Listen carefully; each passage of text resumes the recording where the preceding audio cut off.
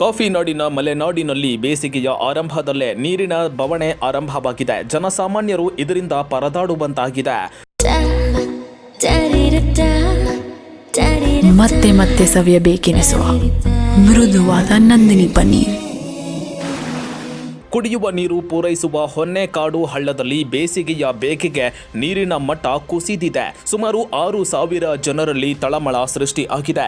ದಶಕದ ಹಿಂದೆ ಗುರುತ್ವಾಕರ್ಷಣ ಬಲದ ಮೂಲಕ ಶುದ್ಧ ನೀರು ಪೂರೈಸುವ ಮಹತ್ವಾಕಾಂಕ್ಷೆಯಿಂದ ಈ ಯೋಜನೆಯನ್ನ ಜಾರಿಗೆ ತರಲಾಗಿತ್ತು. ಆದರೂ ಪ್ರಸ್ತುತ ಬೇಸಿಗೆಯ ಬೇಡಿಕೆ ಪೂರೈಸಲು ಈ ಮೂಲ ಅಸಮರ್ಥವಾಗಿದೆ. ಪಟ್ಟಣದ ಸುತ್ತಲೂ ಭದ್ರಾ ನದಿ ಹರಿತಾ ಇದೆ. ಆದರೂ ತಾಂತ್ರಿಕ ಅಡೆತಡೆಗಳಿಂದಾಗಿ ಜನರಿಗೆ ಸಮರ್ಪಕ ನೀರು ಸಿಗ್ತಾ ಇಲ್ಲ. ಪ್ರಸ್ತುತ 2 ದಿನಕ್ಕೊಮ್ಮೆ ಮಾತ್ರ ನೀರು ಪೂರೈಸಲಾಗ್ತಾ ಇದೆ. ಪಟ್ಟಣದ 1,600 ಮನೆಗಳಿಗೆ ನಲ್ಲಿ ಸಂಪರ್ಕ ಇದ್ದರೂ ಹಳೆಯ ಪಂಪ್ ಹೌಸ್ ಮತ್ತು ಪೈಪ್ಲೈನ್ಗಳು ಶಿಥಿಲಾವಸ್ಥೆಯಲ್ಲಿ ಇರೋದು ಪರಿಸ್ಥಿತಿಯನ್ನ ಮತ್ತಷ್ಟು ಕಠಿಣಗೊಳಿಸಿದೆ.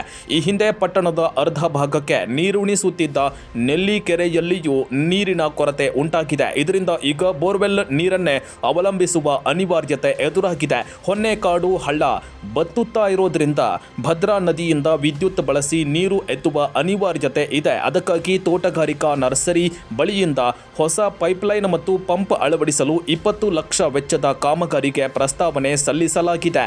ಈ ಯೋಜನೆಯು ಪೂರ್ಣಗೊಂಡರೆ ಮಾತ್ರ ಕಳಸದ ಕುಡಿಯುವ ನೀರಿನ ಸಮಸ್ಯೆಗೆ ತಾತ್ಕಾಲಿಕ ಮುಕ್ತಿ ಸಿಗಲಿದೆ. ಶಾಸಕರು ಅನುದಾನ ನೀಡ್ತಾರೆ ಎಂಬ ನಿರೀಕ್ಷೆಯಲ್ಲಿ ಗ್ರಾಮಸ್ಥರಿದ್ದಾರೆ. ಪ್ರತಿ ವರ್ಷ ಬೇಸಿಗೆಯಲ್ಲಿ ಮರುಕಳಿಸುವ ಈ ಹಾಹಾಕಾರಕ್ಕೆ ಪೂರ್ಣ ವಿರಾಮ ಹಾಡಲು ಭದ್ರಾ ನದಿಯ ನೀರನ್ನೇ ಶಾಶ್ವತವಾಗಿ ಪಟ್ಟಣಕ್ಕೆ ಪೂರೈಸುವ ಬೃಹತ್ ಯೋಜನೆ ಆಗಬೇಕು ಅಂತ ಸ್ಥಳೀಯ ನಿವಾಸಿಗಳ ಪ್ರಬಲ ಒತ್ತಾಯವಾಗಿದೆ.